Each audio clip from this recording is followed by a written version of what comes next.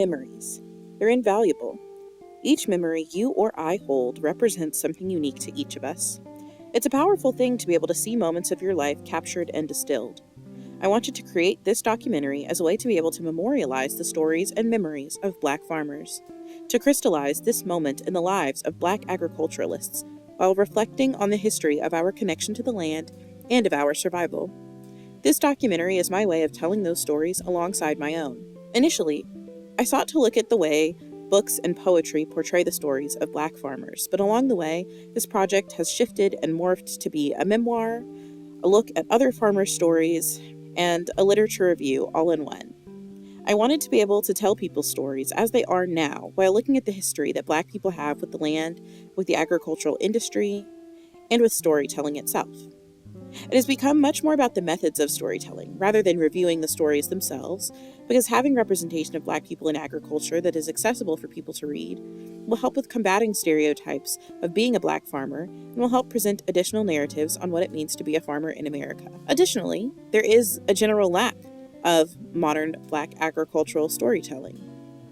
And so with that, reviewing the literature became hard, but looking at it and appreciating it for what it was is something that I've sought to do through this work. I've grown with this documentary, and it has expanded in scope, hopefully without losing the detail that will show the exploration of farm and food culture in the Black community, and do that justice. The path of this documentary has evolved a lot along the way, but it is the authentic method and process I've gone through in learning, watching, reading, and experiencing the life and stories of Black farmers and ranchers.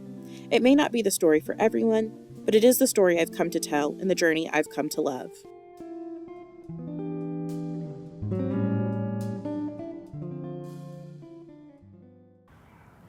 I'm a fifth-generation farmer on my mom's side.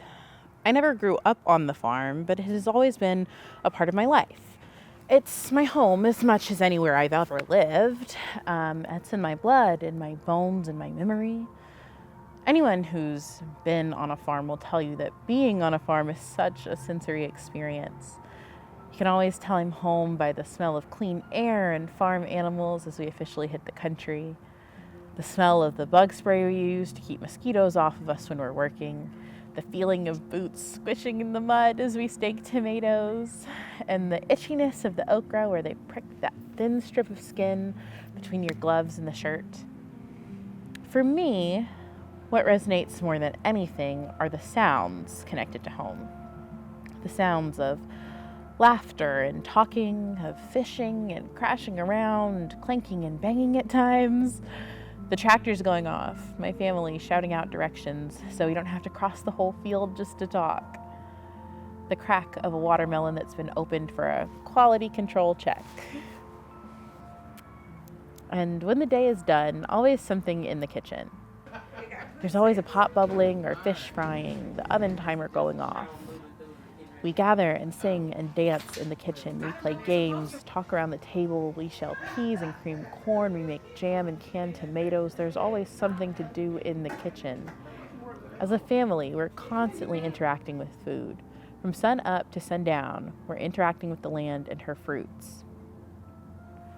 We go out in the fields and pick rows of okra and peas. We stake tomatoes and harvest potatoes. We sit around and sell what we have at the stand.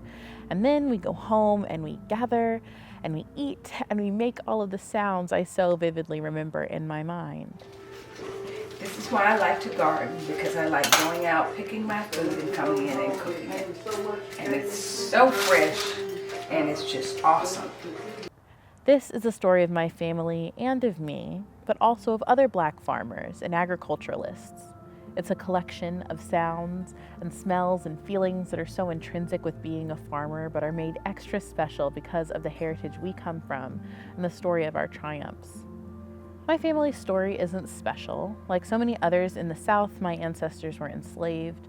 They were forced to endure and overcome and survive time and again, but today I'm able to tell that story and the stories of other Black farmers as well. The family story that my dad always told us was about Harry Martin, who is my great-grandfather. And so my dad always told the story of, he escaped from slavery. The master was trying to beat his sister. Harry's sister Rachel. And Harry picked up a stick and he hit the overseer. And obviously at that point he had to run. So he left the plantation that he was on and he hid out in some woods, and my dad would tell the story of how the patter-rollers were following him, and that he heard a dog barking and he could hear them getting closer to him, and he got down in a creek and he got under a hollow log and he hid there until he heard the patter-rollers go past him in the night, and that he stayed in that water overnight before he ever got out, and that he just continued to make his way from slavery into freedom. So that was kind of the overall story.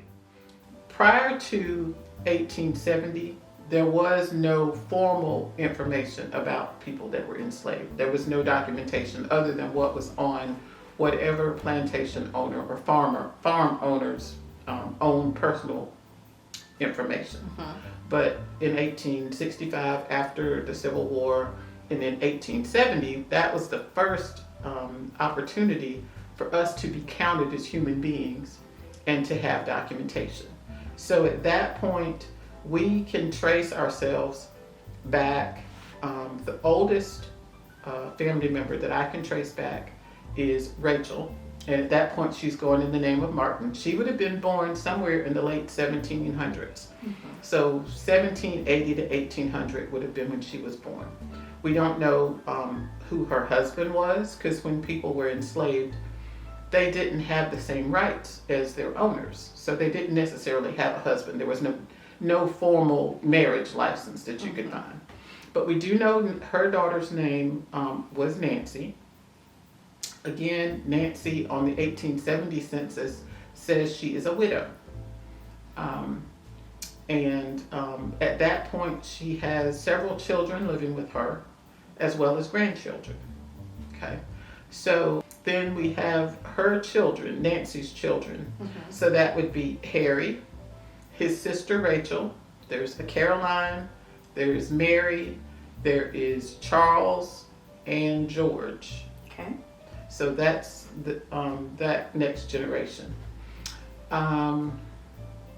But going back to where they were enslaved, they were formerly enslaved. Nancy and her children, I found in a will from Richard Martin in Sampson County. So when he died, he actually willed his enslaved people to his wife, Richard Martin, the enslaver.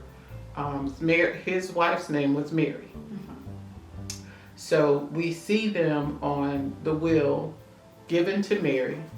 And then later on, when Mary's daughter got married, she married a royal. Well, as a wedding present, Harry and his sister Rachel, my great-grandfather and great-aunt, were given as wedding presents to the daughter when she left. And so that's how the family got separated. So part of the family remained in Sampson County, but when the daughter got married, she moved to Wayne County. And so the Martins remained in Wayne County, at least that part of the family from then on. In a class called Diversity in Agriculture a couple of years ago, and I had to write a paper for the class, and there was a prompt that said write this paper about someone in agriculture. And I remember feeling really overwhelmed because I felt like a really big demographic of people that I didn't know exactly who to pick. It was a lot of options, because in my head it was like there's the distributors, there's the manufacturers, there's like the actual owners of the farms, and there's like the ranch hands, then there's like, you know what I mean, like there's like the migrant farm workers, like there's so many people, there's the consumer. So I was like, I have no idea who to pick here. And so I remember being completely overwhelmed and having the deadline getting closer and closer about what specifically I was going to study about this particular group of people who were in agriculture. And so I called my grandma, because I just always call my grandma. Because I'm a baby and I need her help. And so I called her and I said, hey, I have to write a paper for class. And she was like, okay. And she asked me what it was about. And, I told her all that stuff. And she's like, okay, well, what are you going to write about? And I was like, Grammy, I don't know. And she's like, okay, well, then don't write the paper. And I was like, well, I mean, I'm still going to write it, like, I'm not going to not turn it in, And she's like, okay, well, then write the paper. Who are you going to write about? I'm like, Grammy, I don't know. And she said, well, what would you do if you were not going to turn in the paper? If you were going to just stop everything in your life and you were going to go do what you really, really, really, really, really wanted to do, what would you do? And I was like, oh, honestly, I would probably make soap on my acreage and in the garage, and then I would sell it at a farmer's market. And she was like, oh, okay, yeah, no, actually my grandma used to make soap and sell it at the farmer's market in Jacksonville, where we're from, on Market Street. And I was like, oh, I don't think I knew that your grandma used to make soap. And she was like, oh yeah, she used to make all sorts of stuff. And so she's like, and whatever herbs she had left over from the garden, if she didn't add it to the soap, she would add it to the home brew. And I was like, I'm sorry, the what? And she said the home brew, to which I thought was very interesting, because up until that point, my family was like, alcohol is bad. Don't touch it. Don't look at it. Don't think about it. Don't have any of it. You're going to turn into an alcoholic immediately. The moment you touch it and it touches your lips, like, you're going to get that twinge for it, and you're going to need it forever, And I was like, oh, okay. And so, so this is the first time my family is really talking about alcohol. And so I was like, oh, I don't think I knew that your grandma used to make homebrew. And she's like, yeah. And I was like, well, when was she doing that? Because that was, I'm just trying to remember, like, I maybe I've missed it in some of like the family lore, or she said, oh, she used to make it about 10 to 15 years before I was born. And I said, oh, 10 to 15 years before you were born, Grammy, you were born in 1934, which means your grandmother was making homebrew during Prohibition. And she's like, no, she wouldn't do that. She was not making homebrew during Prohibition. And I was like, Grammy, I'm pretty sure your grandma was making homebrew during Prohibition, because it was 10 to 15 years. And she's like, my grandma wouldn't do that. No, she would not do that. And I was like, are you sure about that? And so she was like, well, and she sat there for a couple of minutes, and then she goes, I really think that probably was it. She probably was making like homebrew during Prohibition. And she's like, but also, like, the thing is that like everyone was doing it, everyone was making it. So it wasn't just something that like our family did. Everyone was making homebrew. Everyone was making their own wine. Like, just like, it was just a very common thing that people did back then. And I was like, oh, well, that's very interesting, because like, oh, okay. And so, I kind of sat with that for a little bit, but I was like, well, maybe we have a story here. Maybe I have a means of connecting this story to something bigger. And so I said, but to make it really count, I need to call my dad's side of the family to make sure that like maybe I missed it on that side as well. And so I called my cousin and I was like, hey, quick question. Well, actually I Facebooked him. And I was like, hey, do you know anything about anybody on that side of the family doing anything with like alcohol, like creating alcohol, like making it like in the house? Do you know anything about like this particular part of our family history? And he said, oh yeah, your grandmother was our grandma. He's like, your grandmother's dad, him and his twin brother used to make moonshine when they lived in Alabama. And I was like, oh, okay, wait a minute. Because now at this point, it's not just one side of my family, but both sides of my family are involved in the creation of alcohol, like whether it's like beer or wine or spirits. But again, it's this thing that like everyone used to do. And so I mean, there's stories about, my side of the family, my grandmother and her siblings and her parents making alcohol after we moved to Oklahoma, and going to my grandma because, my uncles and aunts, my dad's siblings, would make sure you got home safely because people were going missing near the reservations in Oklahoma. And so that was part of the allure, of going to my grandma for her alcohol, or going to my grandfather for his alcohol, was that then you would at least know that you would make it home safely because the kids would walk you home. And so thinking about that from that perspective, it kind of really created an opportunity for me to create and really kind of dive into this part of my family history.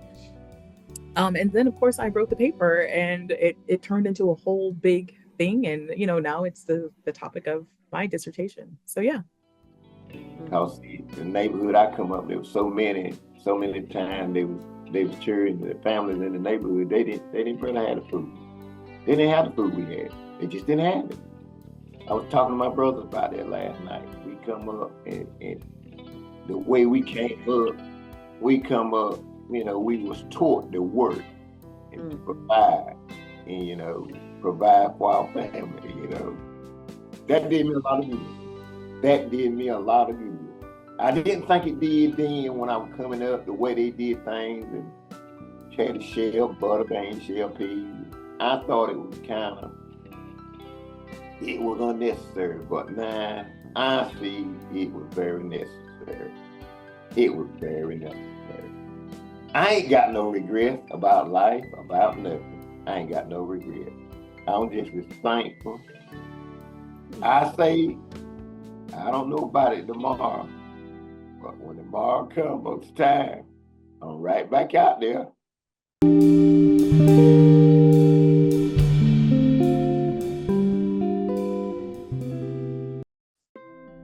A prayer for Black farmers. Let the winds be gentle and the sun be kind. Let the visceral memories of all you left behind guide you in your planting, affirm you in the dirt. Let Mother Africa caress you in this strange and bitter earth. A land that would not welcome you with open arms and peace, but treated you as an other, some foreign kind of beast. But you possess a wisdom from the cradle beginnings of man that sets your heart and mind and hands in harmony with the land. I salute you one and all, farmers big and farmers small, from rural plows and sacred sowers to backyard urban garden growers, from free men who came with hope to a new and foreign place, to freed men sworn to find a way of redemption for our race. Nothing can account for your perseverance and success, except that in your struggle, you have surely been heaven blessed. Give nothing for your journey. Cry not for your deep pain. No one will ever capture the depth of the refrain, the songs of freedom pouring from your precious soul as you water, weed, and harvest and labor in heat and in the cold, making your contributions steeped in blood, your sacrifices stomped in mud, to feed a nation within a nation that surely would not have survived had you forsaken and not taken all the horrors they supplied. But you are the lifeline of the young, though your triumphal song will go unsung.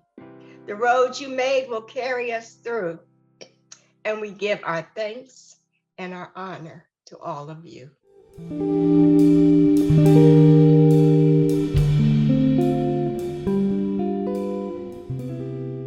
Slavery's legacy has profoundly impacted Black farmers and their families, both historically and in contemporary times.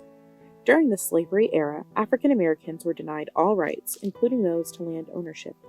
They were subjected to gross exploitations of labor and reaped no benefits that could be passed down to future generations. Post-emancipation, policies such as the Homestead Act and the Morrill Land Grant Act predominantly benefited white individuals, further marginalizing Black farmers. The social stigma surrounding Black farmers has had long-lasting impact on Black families. The loss of land and wealth due to discriminatory practices and stereotypes not only diminished economic opportunities, but also fractured families. Land was central to the Black family structure in the Reconstruction era, when farming was all most formerly enslaved people knew, providing both financial stability and a sense of identity. Without land, Black families struggled to establish stable, generational wealth, leaving them vulnerable to poverty and dislocation. Today, the stereotype persists in media and culture, often ignoring the achievements of Black farmers or dismissing them as a relic of the past. The social ramifications of this stereotyping are profound, as Black farmers face barriers to access, mentorship, and community support.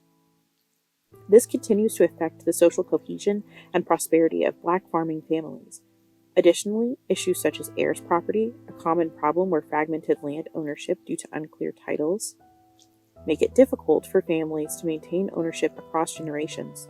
This perpetuates the cycle of land loss and economic hardship.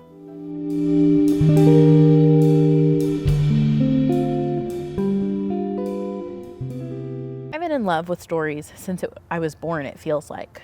Words are my bread and butter, authors, the chefs who construct them into delicious morsels that I can't put down. Since I was a little girl, my family has valued reading. My dad used to read to me at night, and when I got big enough, I would read to him.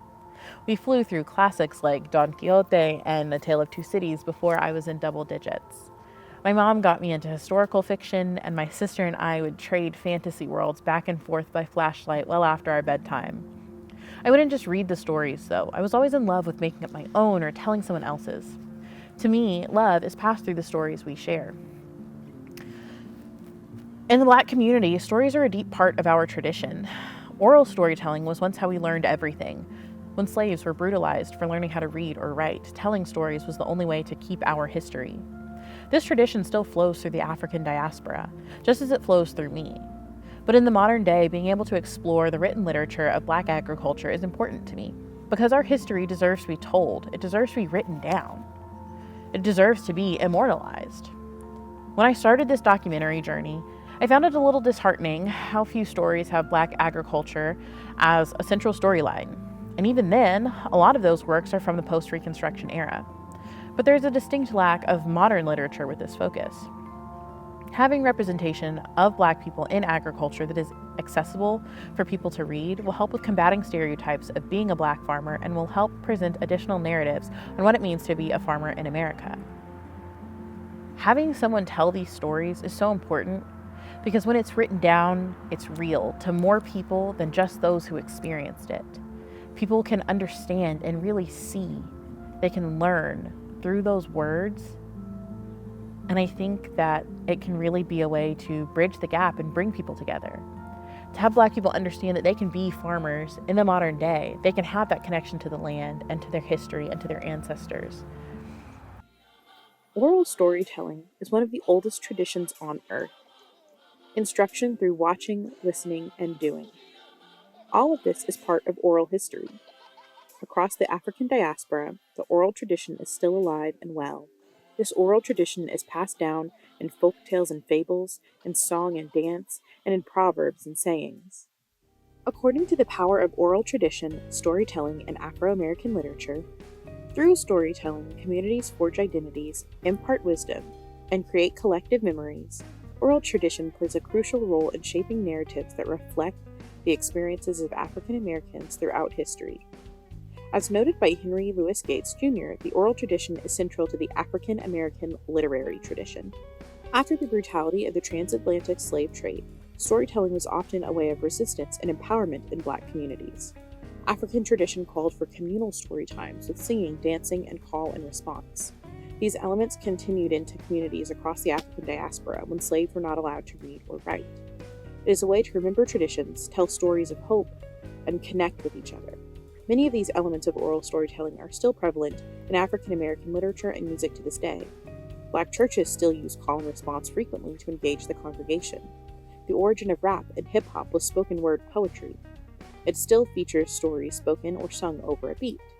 Some of the premier Black authors, such as Zora Neale Hurston and Ntozake Shange, use cadence and dialect to create a rhythm within their works, with Shange mainly using the medium of choreo poems. All of this harkens back to those ancient roots of oral storytelling stemming from African tradition. Even through the forced redistribution of African people across the globe, this was not taken from us. Storytelling actually is the basis of genealogy for a Black family, because even the current genealogy societies are basically racist. There's no way for Black people to document their history to satisfy. You can't be a member of the Daughters of the American Revolution or something like that, because our genealogy is broken by outside forces. So we have to rely on storytelling. And we have to give credence to those stories that have been told to us over and over and over again. I feel like there are members of the family that are entrusted with those stories.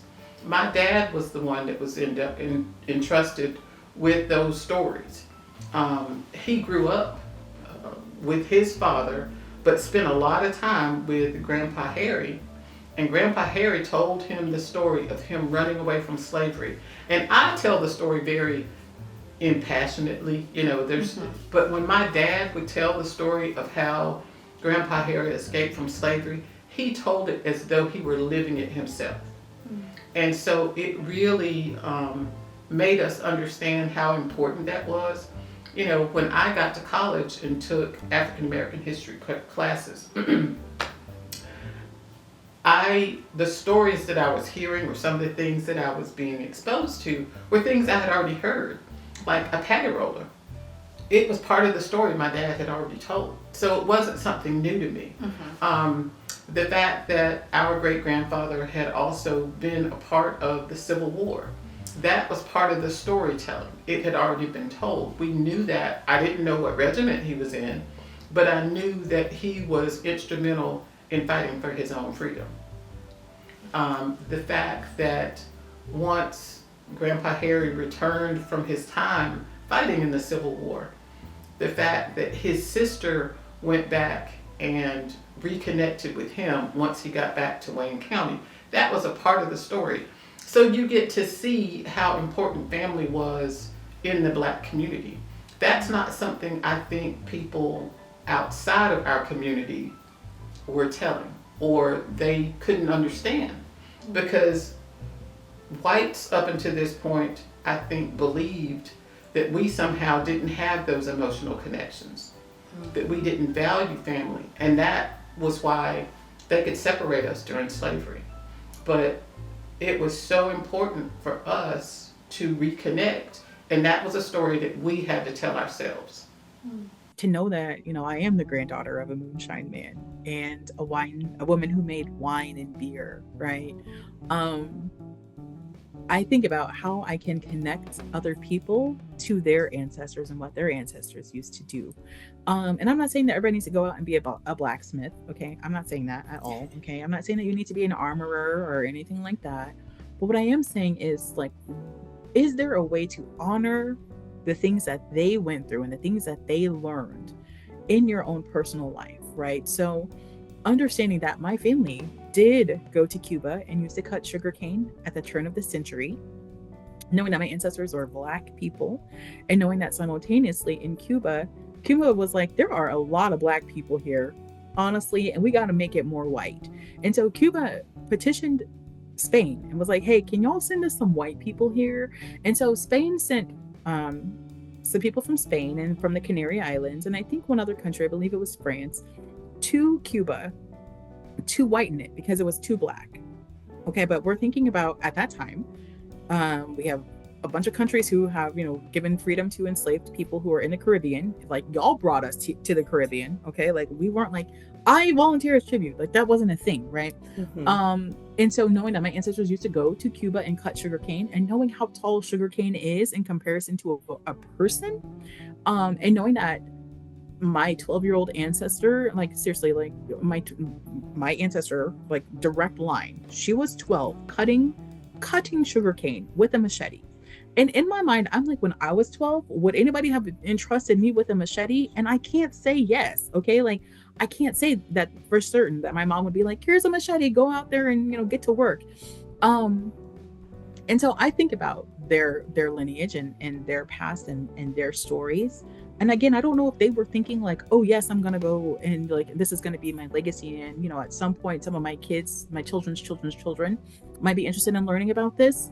But again, I think it was a lot of that was done out of necessity. So my ancestors who were going to Cuba to cut sugarcane, like, their mom was like, I need some help here. And so again, education was a luxury that many Black people did not get to participate in.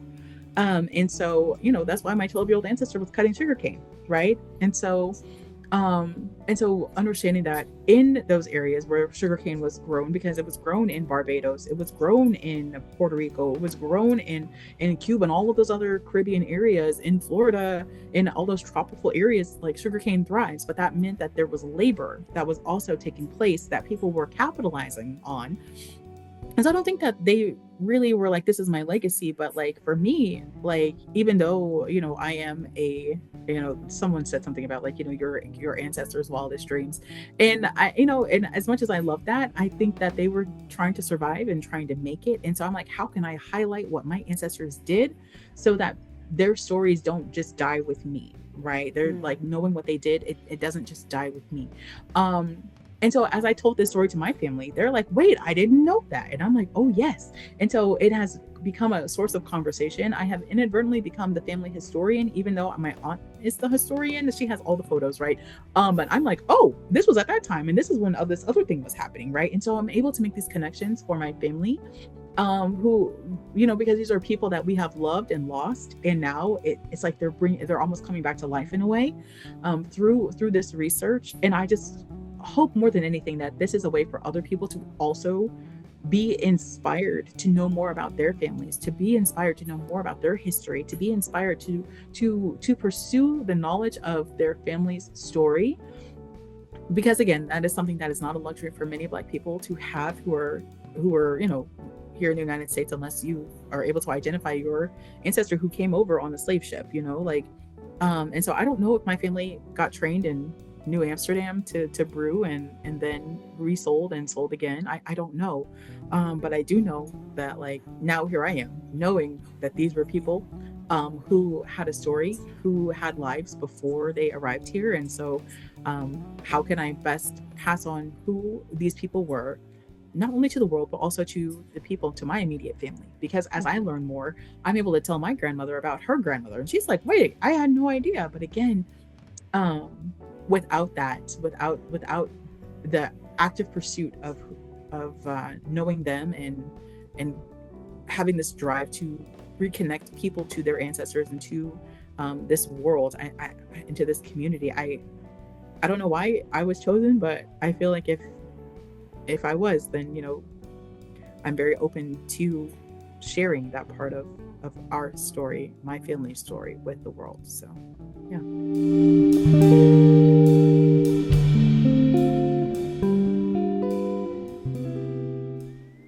I am from the machete that cuts sheet cakes and chopped weeds. I am from Alaga syrup, lime green easy chairs, and fried spam and eggs on toast. I am from homemade jellies and jams, pineapple upside down cake, paella, hot water cornbread, and government cheese. The purple and gold crown royal bag filled with change, and the big gold covered holy Bible that leads to change. Hymns and Marvin Gaye. House too full, house too loud. I am from, girl, you slower than molasses in January, and y'all don't believe fat meat greasy, and y'all be quiet in there and go to sleep. The sizzle of the hot comb meeting thick hair. Hold your ear down. Ooh, girl, look at them kitchens. I am from doxologies and decorating the fake Christmas tree, birthday cake and ice cream, and generic puffer wheat. Dad's homemade eggnog and Nat King Cole on the record player, roller skates and Funky Town. I am from the mind of God, a precious child created in the Creator's image, created to create. I am from hand-me-down clothes, handed-out food, and a handed-down faith. Sing a song full of the faith that the dark past has taught us. Sing a song full of the hope that the present has brought us. Facing the rising sun of a new day begun. Let us march on till victory is won.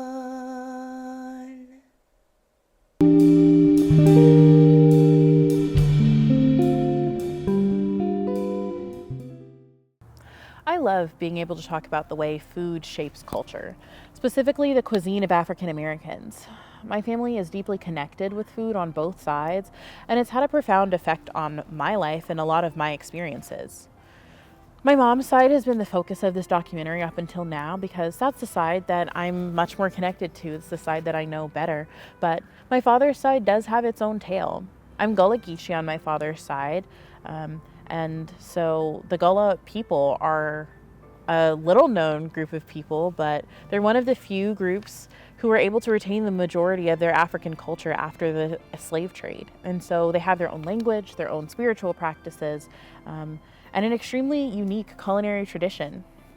One of my own relatives, Emily Meggitt, was a famous Gullah cook before her passing in 2023, and she was able to create a cookbook that explained the Gullah heritage and passed on her recipes. I've been fortunate enough to connect with that Gullah side during my time on Edisto Island, South Carolina as a child. My family would often go there for vacations, and so I was able to connect with that while I was there.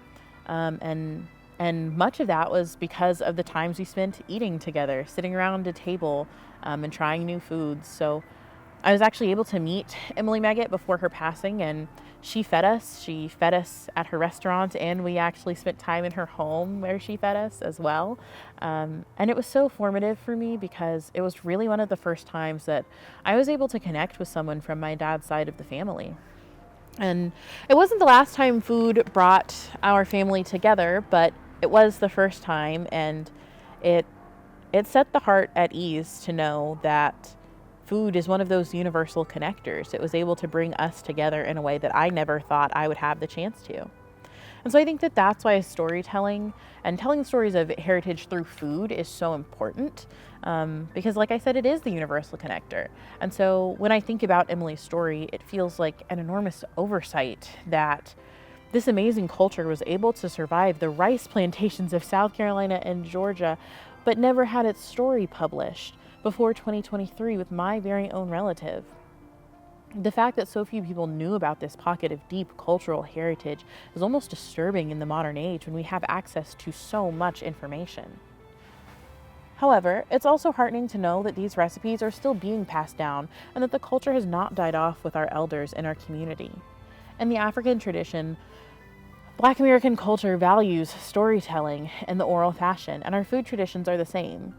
Traditionally, instead of having formal cookbooks, we are the keepers of our food stories and of our heritage. So there's no written instruction on how to make a dish or you know, how to prepare your food. You watch and you listen and you learn from the elders, and you hope that it comes out correctly when it's your time to make that food. I can't tell you how frustrating it was for me as a child to go into the kitchen and ask my mom, what's your chili recipe, or how do you make chicken pot pie? And she would say, well, just come watch me, or throw a pinch of this in there, throw a little bit of that in there. Or my aunts and my grandparents, they would all do the same thing. And I used to get so upset about it because I just wanted my food to come out correct. I wanted it to come out the way that my mom made it, and she would never just give me the answer. But the truth is, she didn't have that answer either. We all learned from the person above us. We all learned from those we watched. And so she knew how to make it her way, but her way came out different every time, just like mine does now. And I've learned to appreciate this style of cooking so much because it's what I do now. That's how I cook to this day, actually. And it's really the true soul food. When you don't have a cookbook, but you know what your mom taught you, all of it comes from the heart. It's the true definition of soul food. It's food that comes from your soul and nourishes you with everything that you give it, with everything that your ancestors gave you. I've been able to plant seeds, and I've done the work it takes to sow them, and then you have something that you can harvest. And you take that and you put it back into the food that you eat, and it's the most fulfilling food you'll ever have. Because it's what you've grown yourself, and it makes every meal with your family so much more meaningful.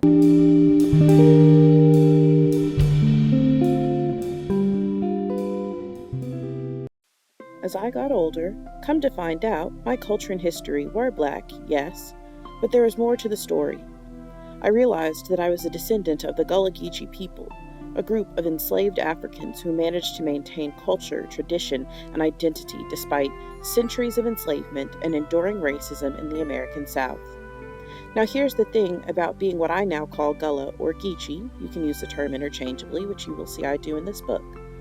I didn't grow up being told that this was Gullah or Geechee, that was Gullah or Geechee. No. The culture was simply a part of my life. It was in the red rice we'd often eat with fried fish for dinner during the week. It was in the language and dialect I used to communicate with other Gullah people on the island. And most important, it was in my history. Through this lineage, I know that my family, like many of Gullah descent, had incredible agricultural and rice cultivation knowledge.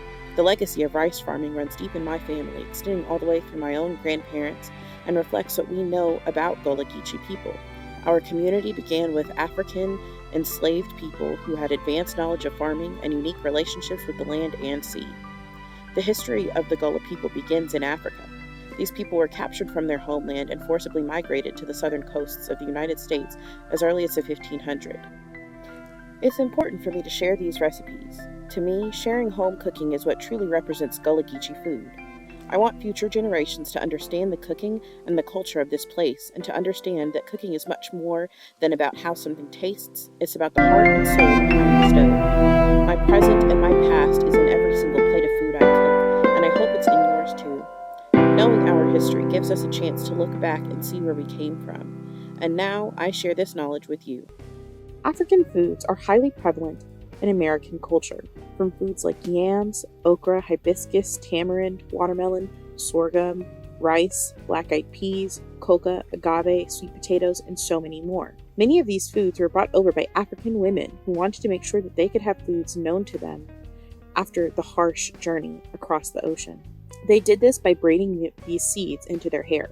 Rice seeds were commonly braided into hair and transformed the Western economy when it was introduced.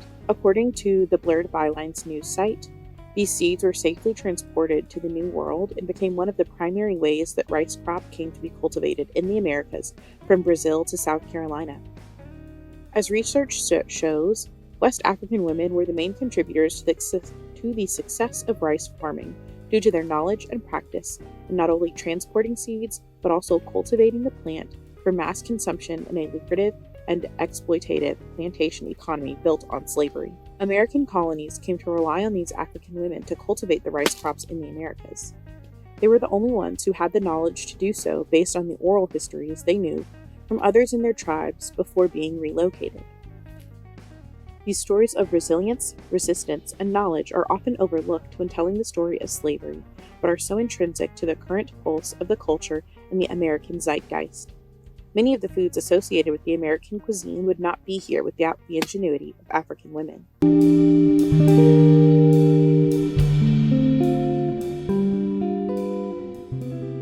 Old South is a place where people use food to tell themselves who they are, to tell others who they are, and to tell stories about where they've been. The Old South is a place of groaning tables across the tracks from want. It's a place where arguments over how barbecue is prepared or chicken is served, or whether sugar is used to sweeten cornbread can function as culinary shibboleths. It's a place in the mind where we dare not talk about which came first, the African cook or the European mistress, the Native American woman or the white woodsman. We just know that somehow the tables ache from the weight of so much, that we prop it up with our knees and excuses to keep it from falling. The Old South is where people are far more likely to be related to one another than not. It is where everybody has a Cherokee, a Creek, a Chickasaw, a Seminole, or a Choctaw lurking in their maternal bloodlines, but nobody knows where the broad noses or big asses came from. It is a place where dark gums and curly hair get chalked up to lost Turks and meandering mythics, but Nigeria and Gambia are long forgotten, and like everything else, it is perpetually and unremittingly remembered. Proud bloodlines of Normandy and Westphalia and County Armagh and Kent endure here, and like it or not, it is often in the bodies that bear no resemblance to those in whom those genes first arrived. Bodies like mine. The Old South is a forgotten little Africa, but nobody speaks of it that way. Everything black folks gave to the aristocracy, and plain folks became spun gold in the hands of others, from banjos to barbecue, to Elvis to rice and cotton know-how. Everything we black Southerners kept for ourselves, often the unwanted dregs and markers of resistance, felt like markers of backwardness, scratches of the uncivilized idolatry and the state of being lost, and yet I loved that old South, and loved it fiercely in all her funkiness and dread. To be honest, I never hated white people for their strange relationship to us, their colored kith and kin, but I grew up with the suspicion that they had no clue just how much of us was in their family trees and stories and bloodlines and on their groaning tables. Maybe if they did, we would know less enmity toward one another. I dare to believe all Southerners are a family. We are not merely native European and African. We are Middle Eastern and South Asian and East Asian and Latin American now. We are a dysfunctional family, but we are a family.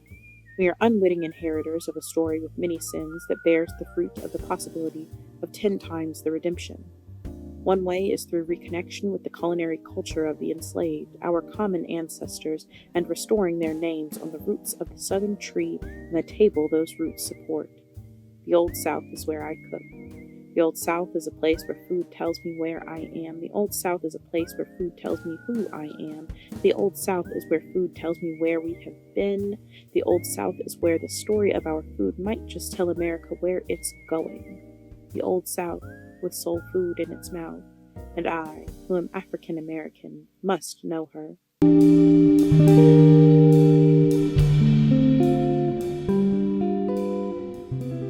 When I got the opportunity to study here at UNL and to study agricultural communications, it was so wild to me because it was beyond anything I had ever imagined. And I'm so grateful as I round out my 4 years here that I was able to have this opportunity and that someone pushed me towards it, because I never would have gone down this path otherwise.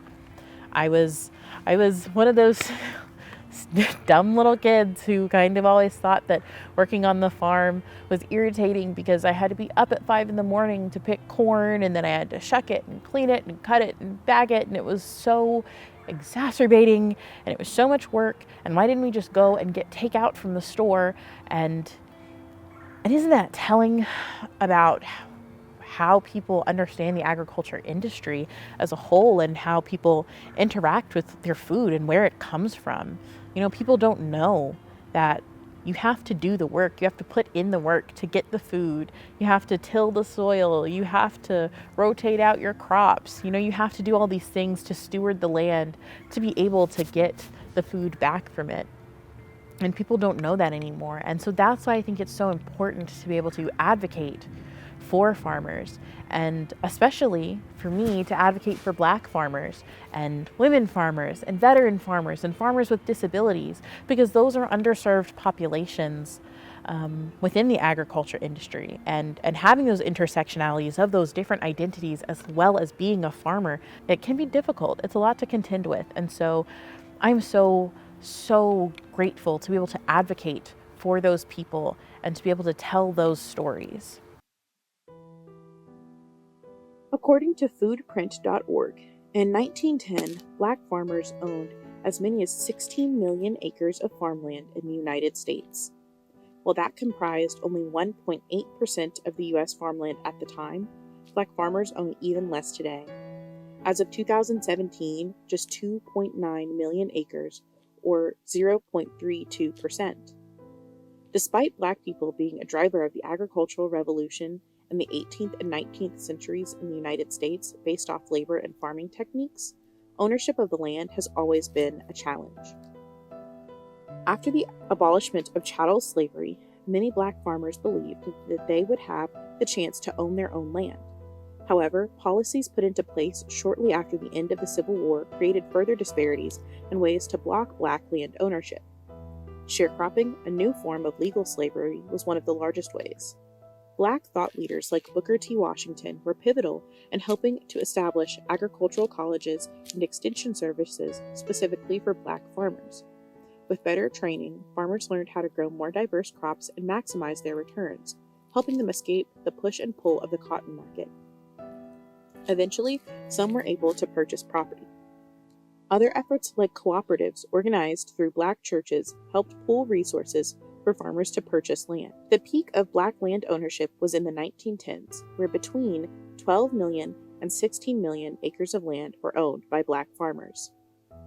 There was pushback on this land ownership beginning in the 1920s, with things like the extreme rise of violence from the Ku Klux Klan, industrialization of farming which pushed tenant farmers and sharecroppers off the land into the north, and changes in farm regulations and racial discrimination permeating federal lending agencies like the USDA. Between 1920 and 2007, Black farmers lost approximately 80% of their land, primarily due to discriminatory practices by the USDA. In recent years, there has been a large push to fight back against Black land loss, and there is a movement to return Black people to the land.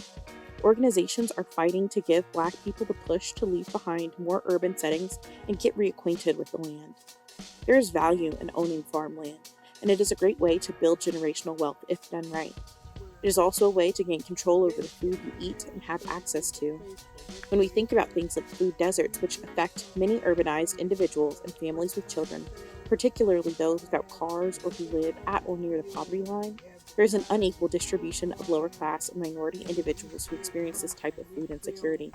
Organizations like Soul Fire Farm, led by Leah Penniman, work to empower Black and brown farmers, countering negative stereotypes and offering support through training and education. These efforts aim to build a new narrative around Black farmers, focusing on empowerment, sustainability, and food sovereignty, while also addressing the social barriers that continue to affect Black farming communities. As the conversation around racial justice and equity evolves, recognizing and addressing these stereotypes is vital to the future of Black farming families and their role in the broader agricultural landscape. I've learned. I had so many experiences out in the field, and it's more than a ministry to me. It's just a way of life to me. Because hey, I ain't never thought about not having nothing to eat. I always got some potatoes or something. It might not be what I want, but I always have something left over from one year to another. Basically, I have food in the field year round. I never could imagine in my mind not having nothing to eat. It might not be what I want, I talk with people all the time about how to get started in the backyard. Just getting started with a few plants. I do that all the time. If I get a chance to talk to people about getting started in the backyard.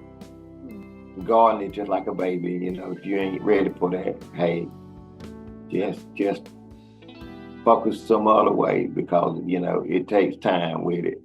It ain't something that don't need no tension. It needs tension.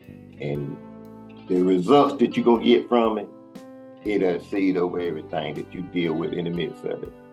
To be able to go in the house and take something that you raised in the front yard, the backyard, there's no words for that. There's no words for that. It's just that great. It's a gift of God. It's a gift of God. So for me, my relationship with this is, yes, I took this class and I created this recipe that starts as this pear, this perry, and then we add a couple of African spices to kind of help with some of the warming, and then also taking some of the other elements that my family is connected to in these spaces. And so whether it's grapes, because again, alcohol was created, and so they would use grapes for wine and that type of thing. There's just so much there, and so that beer was an ode to my family. And so there's the possibility of this being a beer on tap at one of the local breweries here in Lincoln, and so it would be White Elm, and that is really exciting. But then also there's the other parts of the relationship where this fall I am hoping to take the class on wine, and knowing that there's a lot of soil science that goes into understanding wine. And again, if we are creating wine, knowing that wine grapes don't necessarily grow well throughout the United States, there's only very specific places that are able to grow grapes. And so how can we take that information that I've learned and then also think about it when it comes to how my family was making wine back in, at least the earliest person that I know of that was making wine was, during slavery, near the end of slavery. And so again, there's all of these connection points. And so knowing that, like, it's unfortunate because UNL does not have a distilling class, but there are opportunities around for me to learn more about distilling, and I look forward to seeking those opportunities out. But for me, there's so many places of connection.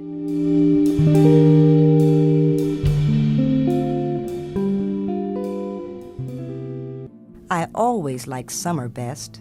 You can eat fresh corn from Daddy's garden, and okra and greens and cabbage, and lots of barbecue and buttermilk, and homemade ice cream at the church picnic, and listen to gospel music outside at the church homecoming, and go to the mountains with your grandmother, and go barefooted and be warm all the time, not only when you go to bed and sleep.